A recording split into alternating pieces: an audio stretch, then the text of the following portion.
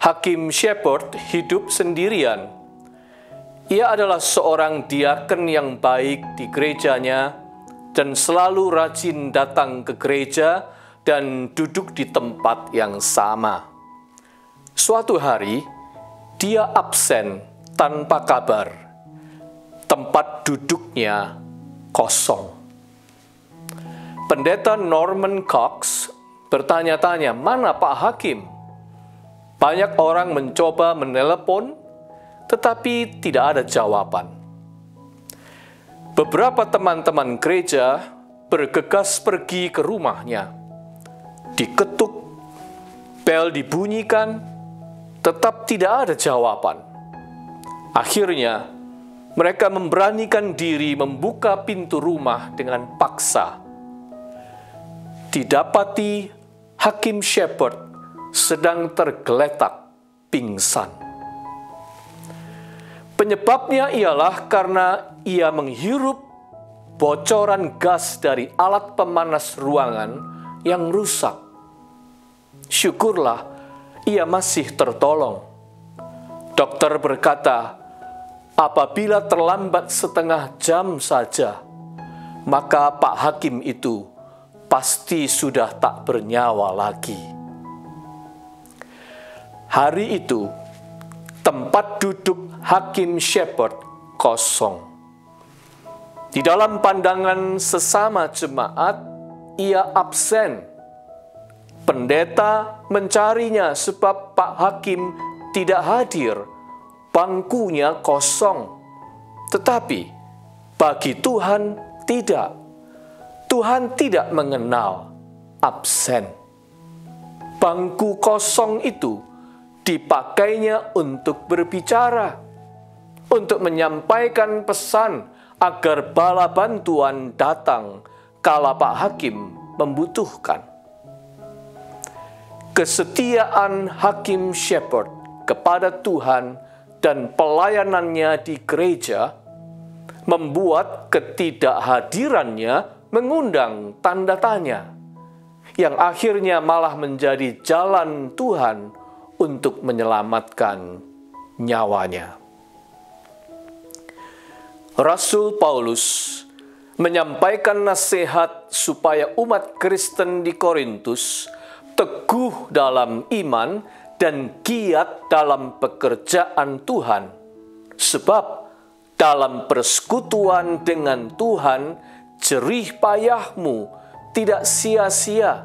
Begitu katanya di 1 Korintus 15 ayat 58. Untuk kata sia-sia ini, Paulus memakai kata Yunani kenos, artinya kosong.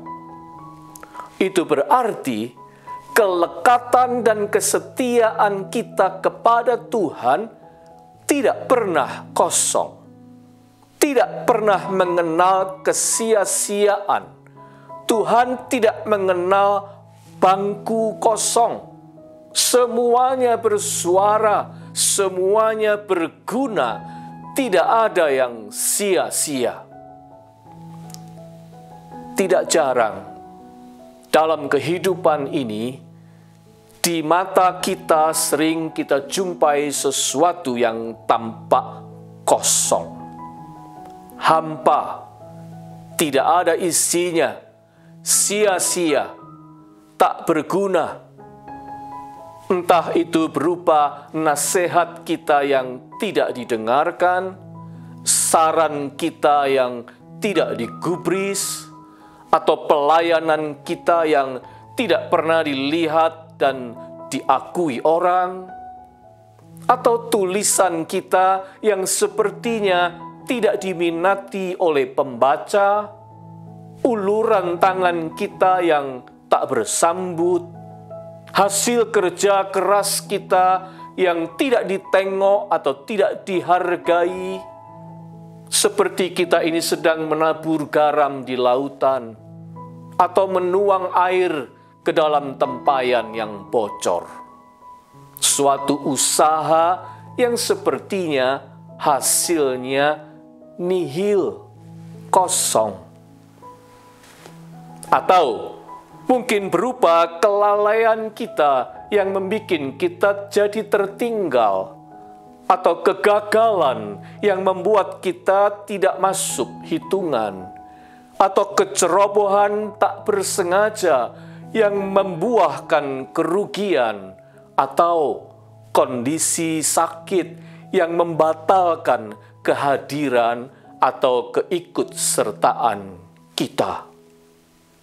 Singkat kata, apa saja yang bisa membuat kita absen di mata manusia, tidak ikut hadir, tidak ikut berperan, sehingga angka yang patut diberikan kepada kita adalah 0, 0, kosong.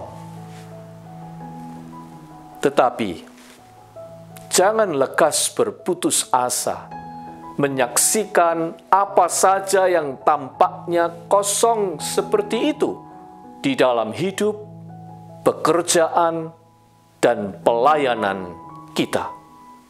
Tuhan itu tidak mengenal kenos atau hal-hal yang kosong alias sia-sia.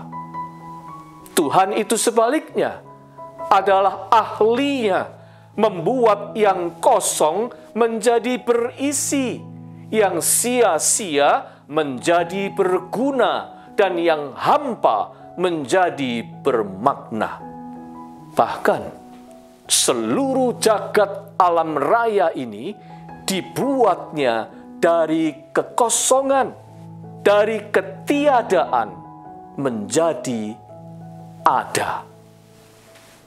Tuhan bisa membuat bangku kosong, Hakim Shepherd, berbicara dan menyelamatkan sebuah nyawa.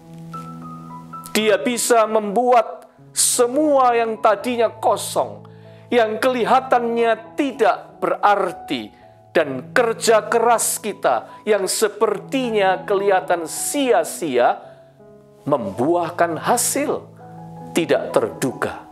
Tuhan sanggup melakukannya. Pastor Max Lucado adalah penulis tersohor di Amerika. Bahkan buku-bukunya diterjemahkan ke dalam berbagai bahasa di dunia. Tetapi keberhasilan itu tidak datang tiba-tiba. Semula puluhan penerbit menolak karya tulisnya. Jawaban mereka selalu, "Maaf, kami tidak bisa menerbitkan tulisan Anda." Sepertinya usahanya nihil, talentanya kosong, sia-sia. Tetapi ketika waktu Tuhan sudah tiba, datanglah kesempatan emas itu.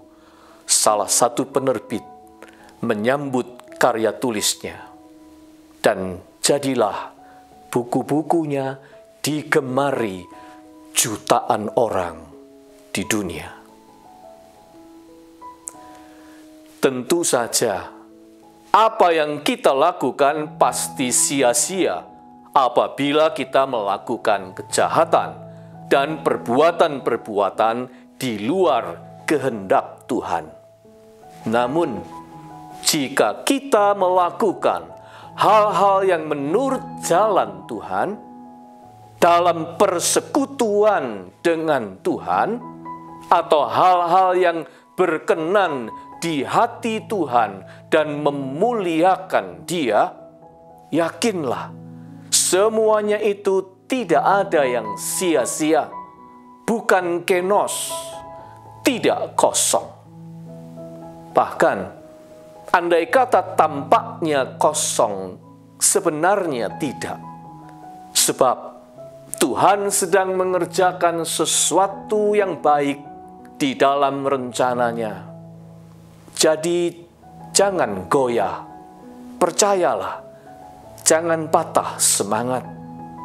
Tetaplah tekun dan bergiat melakukan perkara-perkara yang Tuhan sukai.